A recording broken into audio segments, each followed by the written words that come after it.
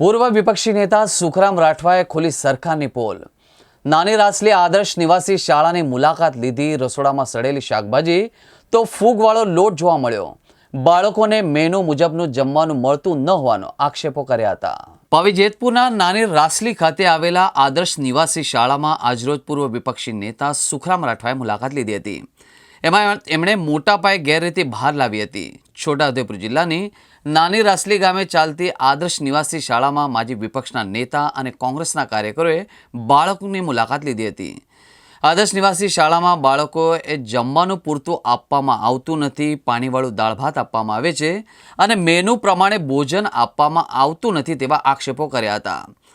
માજી વિપક્ષના નેતાએ રસોડાની મુલાકાત લેતા રસોડામાં સડેલા શાકભાજી, રોટલી બનાવવાનો લોટ ફૂગ ચડી ગયો હતો, જ્યારે બાળકોને ભરપેટ ભોજન આપવામાં આવતું નથી તેવા આક્ષેપો પણ કરવામાં આવ્યા હતા।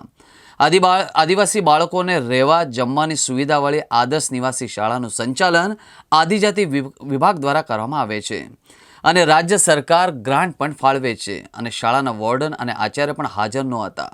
આમાં દાળ ભાત એવું આપે, બધું રોટલી ને એવું દૂધ આપે। તો શું તકલીફ, ખાવામાં શું તકલીફ છે? પાણી અને બટાકા ને ઉતારે, પાણી જેવું જ બધું બોલ ને ના ફરાતું।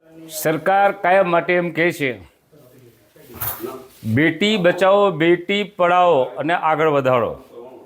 છોકરીઓને જે ભણાવવા માટેની સાયકલો છે, સાયકલો તમારા સમક્ષ અહીંયા પડી છે તૂટેલી હાલતમાં। અહીંયા ગરીબ કલ્યાણ મેળામાં જે ગરીબ હોય અને એને પોતાના ઇન્સ્ટ્રુમેન્ટ આપવાના હોય છે, ત્યારે એ ઇન્સ્ટ્રુમેન્ટ બધા અહીંયા પડ્યા છે। 2 વર્ષથી કે 3 વર્ષનો માલ પડ્યો છે। અનાયાસે જ મારા અહીંયા આ બાજુ નજર પડી ત્યારે આ બારણું અમે જબરજસ્તી ખોલીને જોયું ત્યારે આ કડિયા કામ, પછી ટર્નર ફિટરના કામો, દૂધ સંગ્રહના સાધનો, આ બાજુ શાકભાજી વેચવા માટેના કેરેટ, અન્ય બધી ચીજો પડેલી છે। આ એકચ્યુઅલી તો આપવાની હોય છે। ગરીબ કલ્યાણ મેળો જે દિવસે હોય તે દિવસે ત્યાં સ્થળ પર આપી દેવાની હોય છે અથવા બીજા દિવસે એને પહોંચાડવામાં આવતી હોય છે। પણ સરકારને લક્ષ્યાંક હોય કે આ ગરીબ કલ્યાણ મેળામાં આજે 800 કીટનું વિતરણ કર્યું, એટલે 800 હોય, પણ 800 કોઈ દિવસ આપતા નથી એનો આ પુરાવો છે, અહીંયા મૂકી રાખ્યું છે। હાથીના દાંત ચાવવાના જુદા અને ખાવાના જુદા એ કહી શકાય એમ છે અને આની તપાસ ચોક્કસ થવી જોઈએ। અમે એની પાછળ પડ્યા છે। હવે શિક્ષણ જેવી શિક્ષણ વસ્તુમાં જો આવી સરકાર કરતી હોય, ગરીબ કલ્યાણ મેળામાં આવું કરતી હોય, તો બીજી યોજનામાં શું નહીં કરતી હોય એ પણ વિચારવા જેવું છે। સાહેબ, ગરીબોની વિલી કહે છે સરકાર, તો આ ગરીબોનો સામાન દૂર કહે છે, શું કરશો તમે? અમે આગળ રજૂઆત કરશું, રજૂઆત કરીને ન્યાય આપવા માટે પ્રયત્ન કરશું।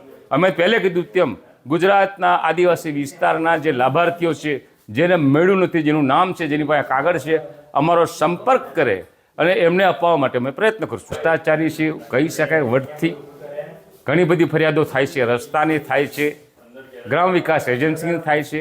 સૌથી વધારે ખરાબ સ્થિતિ હોય તો ગ્રામ વિકાસ એજન્સીની છે, પણ એની તપાસ આપણે ચાલુ કરશું એટલે તમને યાદ કરશું।